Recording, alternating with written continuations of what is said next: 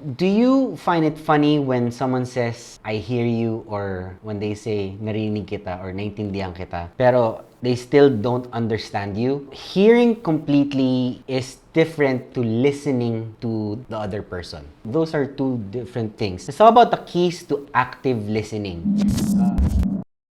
It's a skill that is essential in being a great communicator. One thing I developed over the years through experience and communicating with other people, it's really important because that's how you get your message across. Because if you have a great idea, but then you're not able to communicate it well, then you won't be able to close any deals, you won't be able to persuade anyone, you won't be able to influence other people what your ideas are. Because there's a difference between a person who is visionary and who has a vision. And I'll talk more about that in my other videos. But here, I want to talk about the 8 active listening skills, and it's part of being a great leader. If there's one thing common for all the truly successful people in the world, and this is what I observed for a very long time, it's because usually all great leaders are very good listeners. If not good, they're great listeners. They listen more rather than talk more. And I find it really funny when someone says to me that I hear you or narinig kita when they're communicating, but in fact they don't understand what you're trying to say. Hearing is completely different to listening to them. When you listen, you are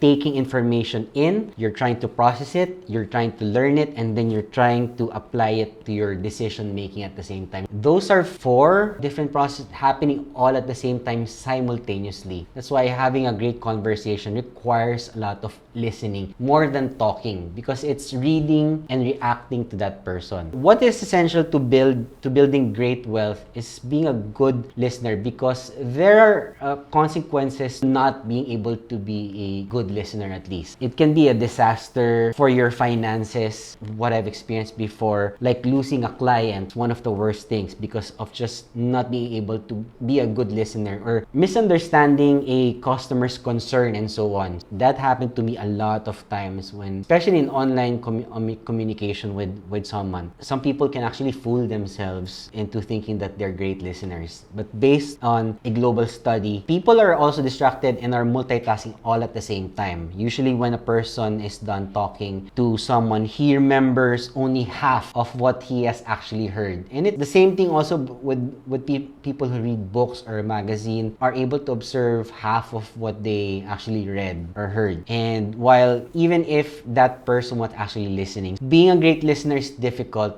because your mind is always in a rush. Parati ka nagmamadali. Your focus is always moving between the past and the future, like everyone else unconsciously. While being held up with anxieties, overthinking, one of the common problems is overthinking and having worries at the same time running through your head. You have a million things running through your head, and then with someone talking to you, it's like their thoughts are just an afterburner. Don't be afraid. There is a skill that is easy to learn and to perfect. So what is it? It's called active listening. If you haven't heard what active listening means, this is how it works. And I'm gonna show you 8 active listening skills that you need to learn. That is gonna be very useful for you in the very long run. Listening well is a reward you give to whoever you're talking to, because you're giving them your full attention. I mean, how can you give your attention to someone when you're thinking about something else, or you're holding your phone saying, yeah, yeah, it's just not going to work. Even if you're the smartest person in the room, it's hard to remember everything that someone's trying to tell you. It makes them feel more that they are respected when you are listening to someone else. They feel valued, and you put them at a high regard, because it makes you better informed at the same time. Because whatever they say and you absorb is something you learn. And so here are the 8 keys to active listening,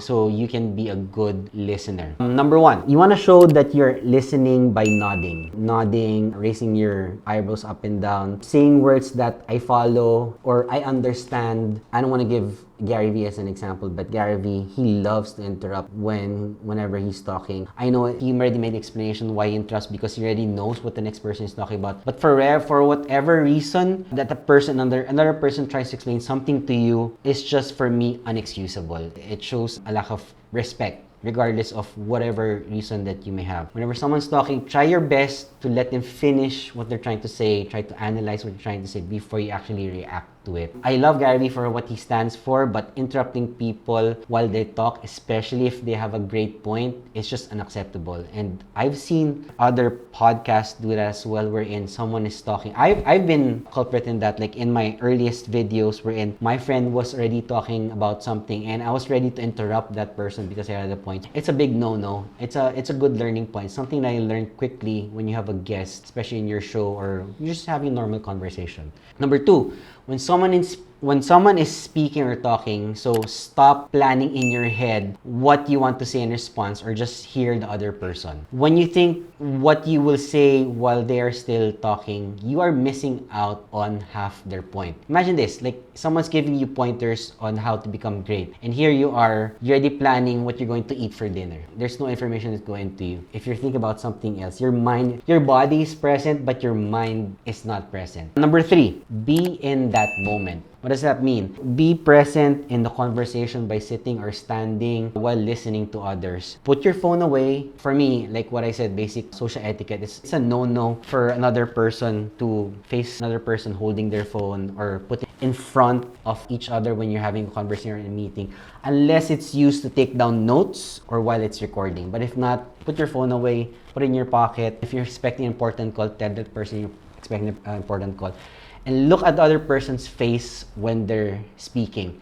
I'll give you a trick. When you're talking to someone, you want to look in the middle of their eyebrows. So in the middle of their eyebrows is where you want to talk, listen, and when you're speaking to them. Your eyes are going to show that they're looking directly to the person's eyes as well. Because if you're looking at a person's eye, you're just looking at one. And if you're looking at the other one, you're just looking at the other. So if you look exactly at the middle of their eyebrow, that's where you show that you're actually looking yourself in front of the mirror and you look at yourself and you're trying to talk. If you look at yourself by looking directly in the middle of your eyebrows, you see that it's like you're talking directly to that person. So it's a good practice to do that. Another tip for guys is that if you're trying to charm another girl, you look at their lips because it gives a sense that you're really interested in them. So that's another tip. When you close your eyes as you listen to them, for example, you're not with the person and you can close your eyes as you listen to them while you are on the phone. It's not just personal speaking that I'm talking about here. Is, for example, you're not physically present but you're talking to someone on their phone.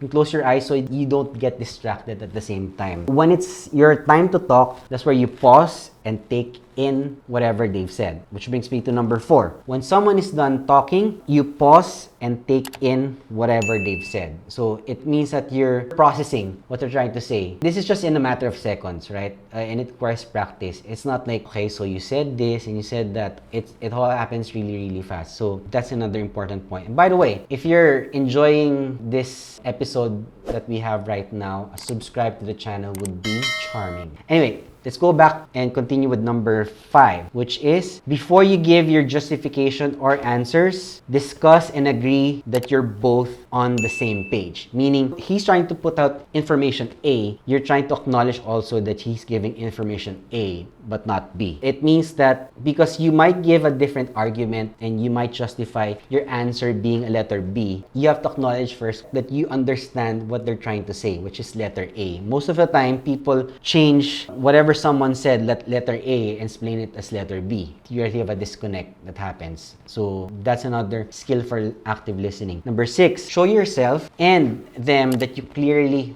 understand what they said. You can summarize back to them what you heard from them, whatever they said in a nutshell. Basically, you're trying to say that A, B, and C. Is that correct? So you're trying to acknowledge so you're basically saying, this is your point, this and that. Is that correct? And when they say correct, okay, now you know what they're actually talking about and you understand what they're trying to say. And then number 7, because of that, you can ask clarifying questions to them to make sure what you think is heard and it's actually what the other person was really trying to talk about, what they're trying to say, what's their key point. I mean, this is important when there are a lot of emotions involved, especially when it's a heated argument and emotions are involved and someone's words may not be accurate, objective, or clear to you. Just listen. When someone's mad, that's the time wherein actually the truth comes out from them, right? Someone's mad and you always sugarcoat. Most of the time when someone's mad, they don't sugarcoat the words anymore. They're very frank with what they're trying to say. If they're trying to circle around the fact that there's a point that they wanted to say, when they're mad, pag galit yung tao, they don't sugarcoat it anymore. And that's when you know that the other person's real because they're already mad and giving you the truth bomb. Brings me to number 8, and the final point in active listening is you can write down what was discussed or you can take down notes, but not word for word. Note taking means that you take in the important keywords of every topic in an outline form. You can actually mail the other person, you can send an email to the other person what you're talking about to summarize and ensure that you're practicing active listening. So you can send them an email if you have a meeting with someone to discuss whatever project that you're going to do together. I want to share to you that I've been in many conversations with people who look at me and seem to understand what I was saying, but in reality, they're just staring into blank space. And you don't want to be that person. So get them to acknowledge what you're trying to really say, what your message is. I have a habit of saying this phrase when I make a long point. You notice me say this a lot of times if you know me personally. Does that make sense to you? That keyword. Does that make sense to you? Does that make sense? Like you've heard me say that a lot of times